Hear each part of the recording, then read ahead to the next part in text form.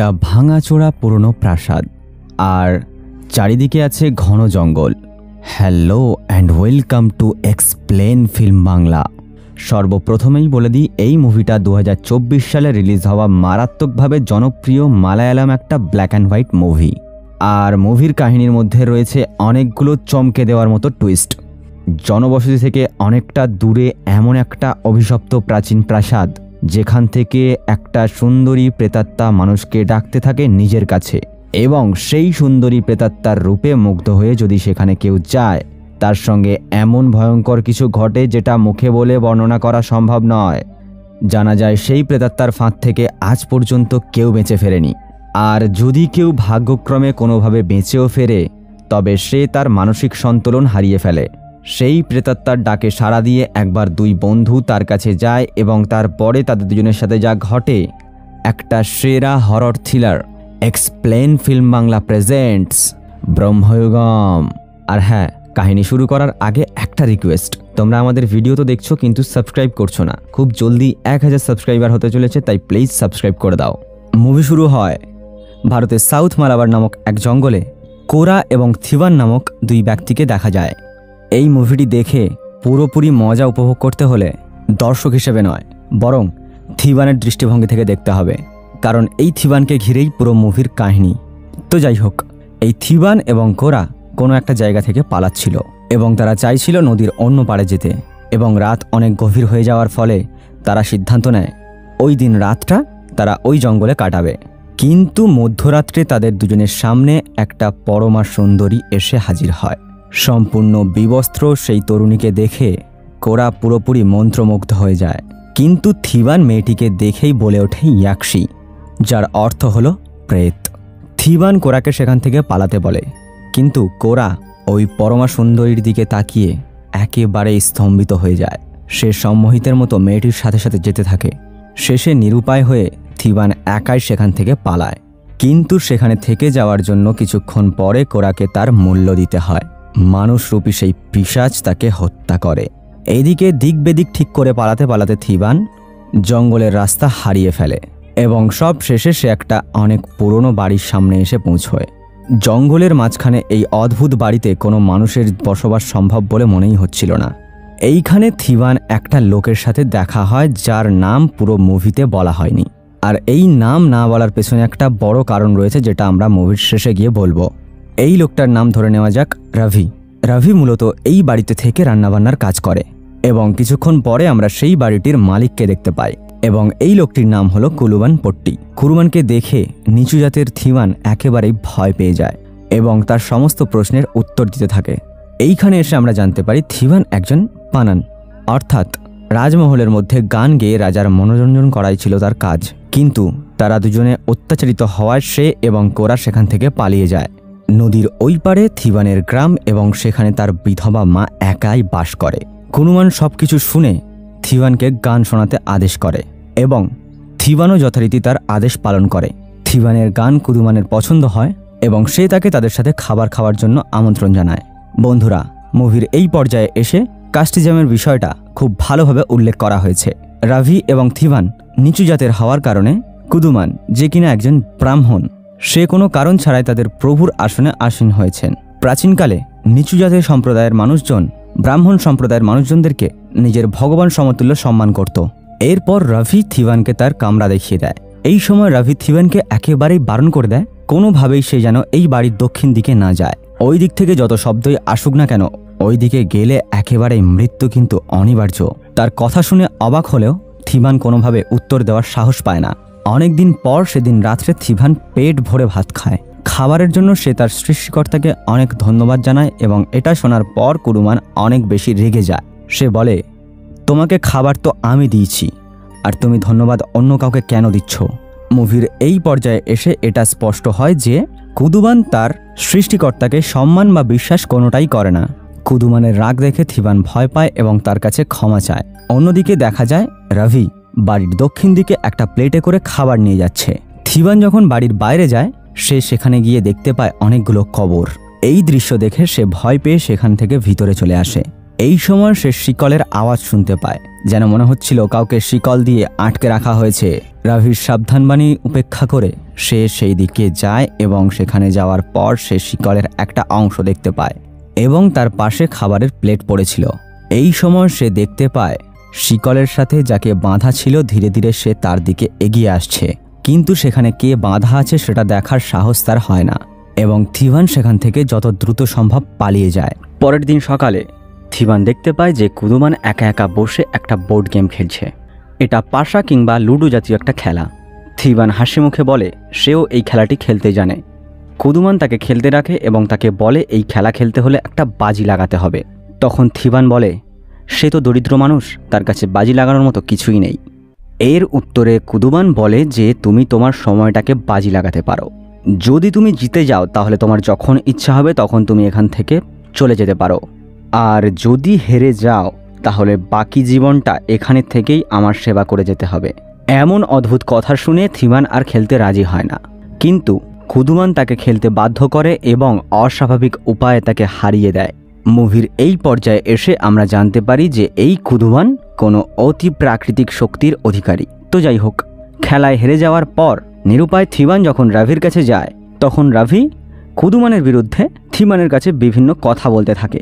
সে কুদুমানকে নীচ, হীন এবং বেঈমান বলে সম্বোধন করে, কিন্তু থিভান ভয়ে তাকে চুপ করতে বলে এবং তার সাথে কোনো কথায় অংশগ্রহণ করে না। সে রাত্রে খেতে বসে কুদুমান থিভানের অতীত জীবনের বিষয়ে কিছু কথা বলে যা তার জানার কথাও ছিল না। এই সব শুনে থিভান মনে করে যে কুদুমান একজন আধ্যাত্মিক পুরুষ এবং এরপর তার প্রতি থিভানের আনুগত্য আরও বেড়ে যায়। কিন্তু এই সময় রাভি সেখানে চলে আসে এবং আশ্চর্যজনকভাবে সে কুদুমানের সাথে খারাপ ব্যবহার করতে শুরু করে। রেগে গিয়ে কুদুমান দূর থেকেই শুধুমাত্র হাত বাড়িয়ে তার কাছে টেনে নিয়ে আসে এবং নিজের সমস্ত শক্তি দিয়ে তার গলা চেপে ধরে। এরপর রাভি তার কাছে ক্ষমা চায় এবং সে বুঝতে পারে যে এই কুদুমান কোনো সাধারণ মানুষ নয়, কিন্তু যেহেতু রান্না করার মতো এই একজনই মানুষ ছিল তাই নিরুপায় হয়ে কুদুমান তাকে ছেড়ে দেয়। এই ঘটনার পর আলাদাভাবে থিভান রাভিকে জিজ্ঞেস করে যে এই কুদুমান আসলে কে। তখন এর উত্তরে রাভি বলে কুদুমানের পূর্বপুরুষরা তান্ত্রিক ছিল। তন্ত্রের তপস্যায় তারা এমন এক প্রেতকে তুষ্ট করেছিল যে তাদের সমস্ত ইচ্ছেগুলোকে পূরণ করত।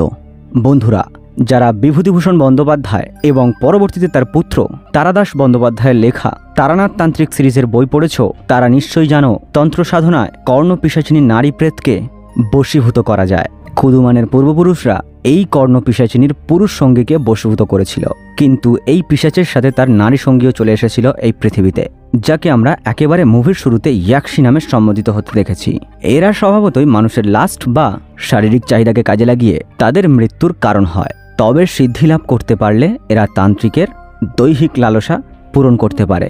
তো যাই হোক, এই প্রেত এই কর্ণপিশাচের সাহায্যে কুদুমানের সেই পূর্বপুরুষকে হত্যা করে ফেলে। এরপর একে একে কুদুমানের পরিবারের সবাইকে হত্যা করে ফেলে এবং এই মুহূর্তে কুদুমান একাই বেঁচে রয়েছে তার বংশের মধ্যে, কারণ সে নিজেও তন্ত্রসিদ্ধ। কিন্তু সেদিন রাত্রে অদ্ভুত এক দৃশ্য দেখতে পায় থিভান।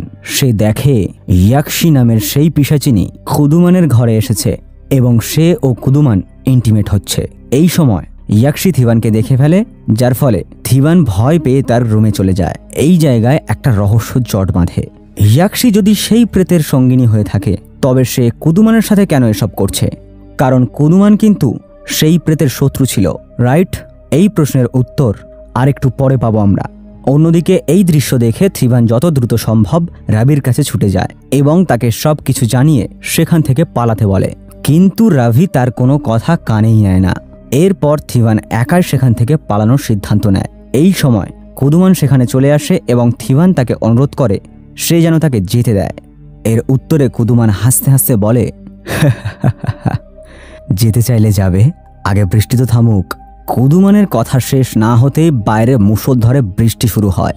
কুদুমান মুখে সেই পৈশাচিক হাসি ধরে রেখে বলে, এই বৃষ্টি শুরু হলে সহজে থামে না।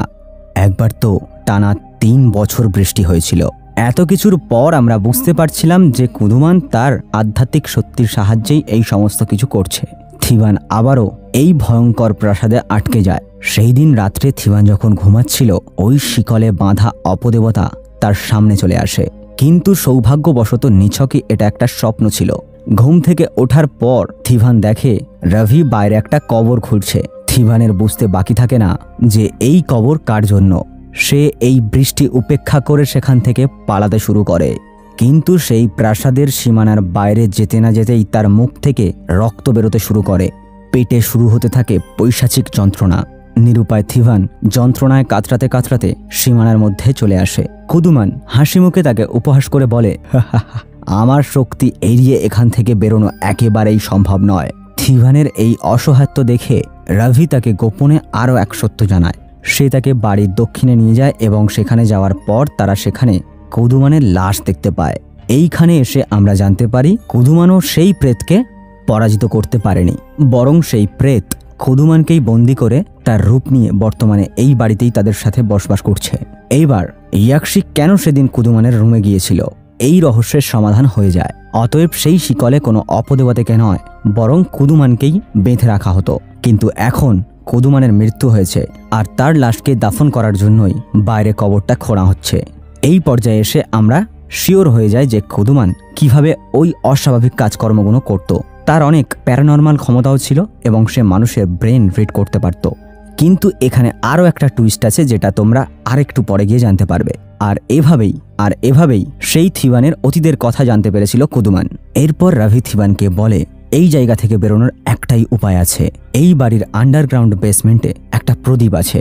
এই প্রদীপটা কখনোই নেভে না, আর এটাই ওই প্রেতের শক্তির উৎস। যদি ওই প্রদীপটা নিভিয়ে ফেলা যায় তাহলে এখান থেকে বেরিয়ে যাওয়া সম্ভব। কিন্তু ওই ঘরের তালার চাবি একমাত্র কুদুমানের কাছেই আছে। রাভি আরও জানায়, এই বাড়িতে যেই আসে সে নাকি ধীরে ধীরে তার অতীত ভুলে যেতে শুরু করে।